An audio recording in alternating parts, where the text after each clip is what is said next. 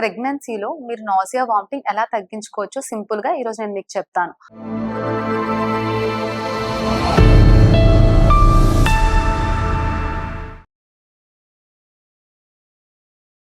మొదటిసారిగా మీరు చేయాల్సింది ఎక్కువ తీసుకోవద్దు ఒకేసారి.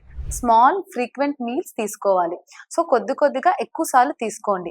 అండ్ బ్లాండ్ డైట్ తీసుకోవాలి. బ్లాండ్ డైట్ అంటే మనకి ఇడ్లీ కావచ్చు, బిస్కెట్స్ కావచ్చు, బ్రెడ్‌ని టోస్ట్ చేసుకొని ఇలాంటివి తీసుకోండి. కర్డ్ కావచ్చు. అండ్ అంతే కాకుండా మీరు వామిటింగ్స్ వచ్చినప్పుడు ఎక్కువ డీహైడ్రేట్ అయిపోతూ ఉంటారు కదా!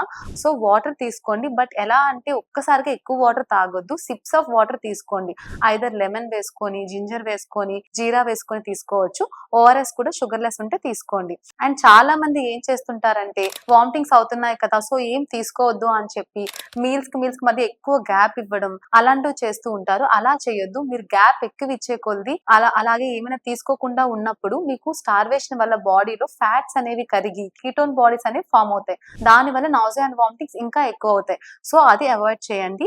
So long gap between the meals అనేది అవాయిడ్ చేయండి.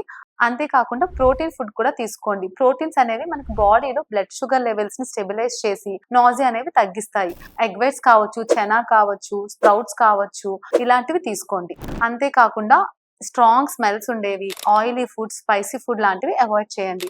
వామిటింగ్స్ కానీ ఎక్కువగా అవుతున్నట్టయితే, సివియర్‌గా ఉంటే మీరు ఖచ్చితంగా డాక్టర్‌ని కన్సల్ట్ అయ్యి మెడికేషన్ తీసుకోండి.